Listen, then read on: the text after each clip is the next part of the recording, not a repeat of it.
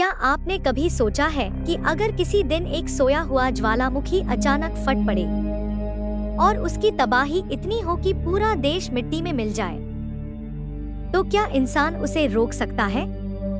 आज की फिल्म है ऐशफॉल 2019, जिसमें इंसानियत, विज्ञान और बलिदान की एक ऐसी कहानी दिखाई गई है जो आपको स्क्रीन से चिपका कर रखेगी। माउंट बाकू, जो कोरिया और चीन की सीमा पर स्थित एक सुप्त लेकिन खतरनाक ज्वालामुखी है, अचानक फट पड़ता है। ये विस्फोट सिर्फ एक झटका नहीं, बल्कि कोरियन प्रायद्वीप के लिए कयामत की शुरुआत थी। भूकंपों से शहर कांप उठते हैं, बिल्डिंगें गिर जाती हैं, सड़कों पर दरारें पड़ जाती हैं और हजारों लोग मारे जाते हैं। वैज्ञानिकों की टीम, जिसकी अगुवाई कर रहे होते हैं डॉक्टर कान बोंग, एक डिस्टर्बिंग रिसर्च सामने लाती है। ये पहला धमाका सिर्फ ट्रिगर था।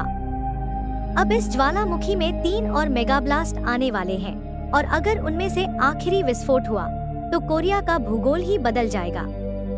इस तबाही को रोकने के लिए डॉक्टर कांग एक बेहद जोखिम भरा सुझाव देता है। हमें ज्वालामुखी के नीचे एक न्यूक्लियर विस्फोट करना होगा। तभी मैग्मा का दबाव बाहर निकलेगा और विस्फोट की ताकत कम हो पाएगी। यह प्रस्ताव जितना खतरनाक है, उतना ही जरूरी भी होता है। सरकार भारी सोच विचार के बाद इस मिशन को मंजूरी देती है और इसका जिम्मा जो को दिया जाता है। ये एक साउथ कोरियन आर्मी बम स्क्वाड स्पेशलिस्ट होता है, जो पहली बार ऐसा मिशन लीड कर रहा है।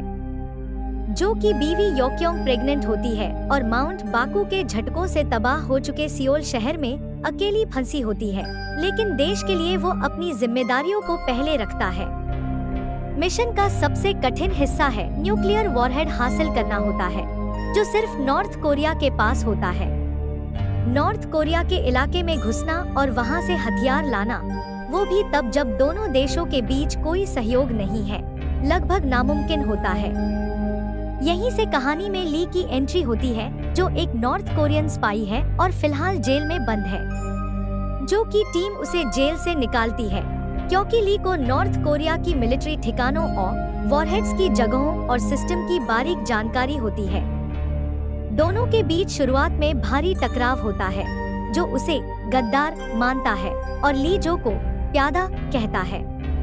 लेकिन जैसे जैसे मिशन आगे बढ़ता है, मुश्किलें बढ़ती जाती हैं और दोनों एक दूसरे की हिम्मत और इंसानियत को पहचानने लगते हैं। मिशन के दौरान उनका पीछा नॉर्थ कोरियन आर्मी करती है, साथ ही अमेरिकी सैनिक, जो इस पूरे मिशन को रोकना चाहते हैं, क्योंकि उन्हें डर है कि कोरियाई सरकार न्यूक्लियर ब्लास्ट को हथियार की तरह इस्तेमाल कर सकती है। एक सीन में जो और उसकी टीम एक ट्रेन में वॉरहेड को ले जा रहे होते हैं, लेकिन दुश्मन की फायरिंग से ट्रेन उड़ जाती है। उस हादसे में जो की पूरी टीम मारी जाती है और अब सिर्फ जो और ली ही बचते हैं। ये दोनों अब अपने दम पर मिशन को पूरा करने निकलते हैं। रास्ते में ली अपने बीते हुए जीवन की झलक देखता है। वो सिर्फ एक स्पाई नहीं, एक पिता भी है, जिसकी बेटी को वो फिर से देखना चाहता है। आखिरकार दोनों माउंट बाकू के क्रेटर के नीचे पहुंचते हैं। वहां तक पहुंचना आसान नहीं था। लगातार आफ्टरशॉक्स, बर्फीली हवाएं और टाइम का दबाव। पर जब वे पहुंचते हैं तो पता चलता है कि टाइमर सिस्टम फेल हो चुका है। अब वॉरहेड को मैन्युअली एक्टिव करना पड़ेगा। जो तैयार होता है, लेकिन ली उसे धक्का देकर बाहर भेज देता है और कहता है, मैंने बहुत कुछ गलत किया है, शायद ये मेरी माफी का वक्त है। तुम जाओ, अपनी बेटी के पास जाओ। ली वॉरहेड के साथ वहीं रुकता है और जब टाइम आता है तो वो खुद को बलिदान कर देता है।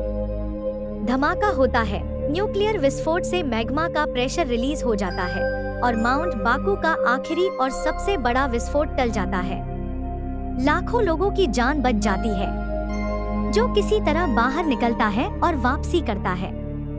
उसकी बीवी एक प्यारी सी बच्ची को जन्म देती है और दोनों की आंखों में राहत के आंसू होते हैं। मगर ली की कुर्बानी कोई नहीं जानता। कोई अखबार नहीं छापता, कोई सम्मान नहीं मिलता, पर सच्चाई ये है कि देश को बचाने वाला हीरो वही था। और इसी के साथ मूवी का दी एंड हो जाता है।